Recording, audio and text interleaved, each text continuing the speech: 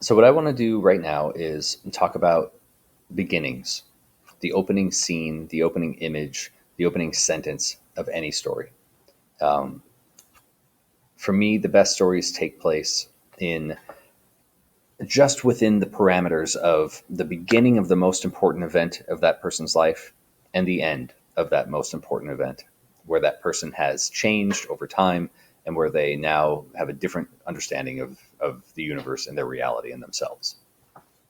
So to start as close to possible as you can for that important event, you want to just sort of drop us right into what's happening without any explanation of what's going on. You'll explain through the story, and we'll learn about the characters and their history and who they are and what they want through the story.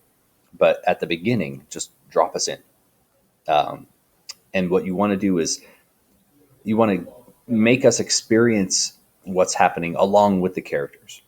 So instead of describing things to the reader, have the reader observe things along with the character. And let's see how that plays out here in the beginning to this short story. So this is Scroll Through the Weapons by Kevin Wilson.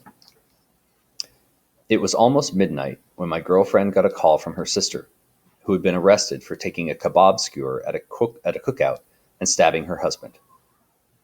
Even though it was over an hour away, I drove my girlfriend to their house so she could watch her nieces and nephews until their parents found a way to get back home.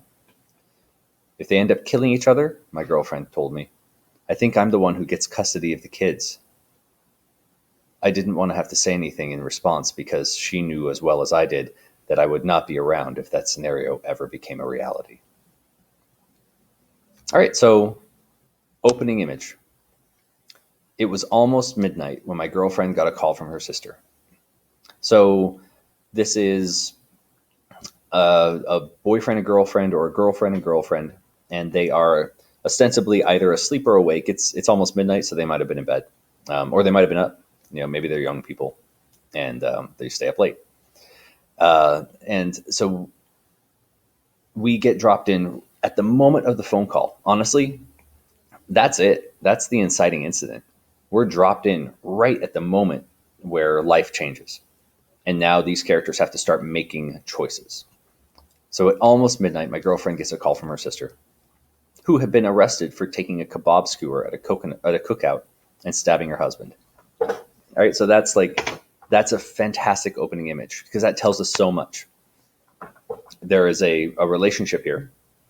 The girlfriend has a sister, and that sister apparently is a little, I don't want to say crazy, but she stabbed her husband with a kebab skewer at a cookout. That's not balanced behavior. And maybe this is a thing that they do all the time. Maybe they abuse each other. We don't know yet. But what we do know is that the sister now has to make a choice. What do I do? And the choice is drive to the house so she can watch the nieces and nephews. So she's a responsible sister. She's caring for her sister. I don't know if she's older or younger, but this is the scenario that that will play out throughout the story. Is the relationship between the sisters, the relationship between the aunt and her nieces and nephews, the relationship between the significant other and the kids. And so we know so much now just from these first two paragraphs, like half paragraph and paragraph about what's happening and who these characters are. So again, we're experiencing these things with the author. We're not being shown or told the things by a narrator. It's the character itself that is experiencing what we're seeing, and that's the most effective way to immerse your reader in the writing. Let's look at another one. How about what's Sanders for a night? Let's try this one. She was late. It was 20 minutes since Greg's class had let out for the day, and Marta was just now pulling up to the school's entrance. She saw her son sitting on the steps with the principal, Mr. Chambers, instead of the teacher who usually ran the pickup program. He was staring straight ahead, his wide blue eyes unblinking, his dark brown hair a tangled mess. as if he was wearing a bird's nest on his head. It was the fifth time she had been late this fall, and she knew that Mrs. Chambers was going to be upset. The teacher in charge of pickups had mentioned the issue of her lateness to Marta the last time it happened, and not nicely either. "We have an after-school program, Mrs. Timms," she said, "but it costs extra. Perhaps you'd be interested."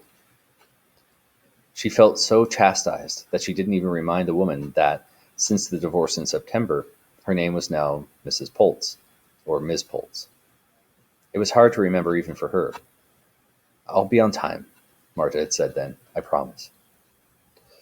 Well, she was late again, and now Mrs. Chambers was leaning through the open window of the car. "We need to talk," she said. Mrs. Chambers' face was pale white, grimacing.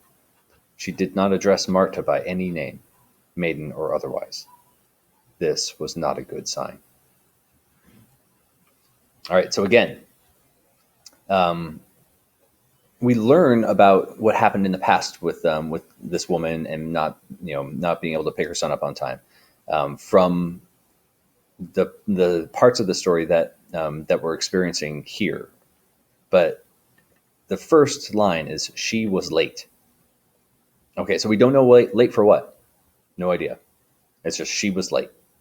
And so that is, that starts the calculations in our mind about sort of guessing what's coming next. What are people late to in our lives? What have we been late to?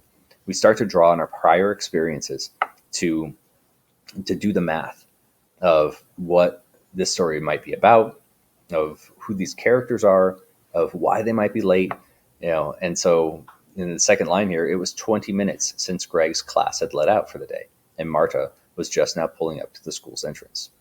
Okay, so I know my parents have been late to pick me up for school in my life. I'm certain that I've been late to pick Elliot up once or twice, even though we do the after school program. And so, this is one of those things where it immediately speaks to Marta, right? What kind of parent is late to pick up their kid? What might be going on in that parent's life that makes them late to pick up their child? And so we start continuing to do those calculations. She saw her son sitting on the steps with the principal, Mrs. Chambers, instead of the teacher who usually ran the pickup program. He was staring right ahead, his wide blue eyes unblinking, his dark brown hair a tangled mess, as if he was wearing a bird's nest on his head. Okay, so even that, his hair is a tangled mess. So if there is a child who looks a mess, whose parent is late picking him up from school, we start to continue, we're continuing to make those assumptions. We're filling in the blanks in our mind. We're doing the calculations of what this story is, who these characters are, and what we can expect. And then we get more.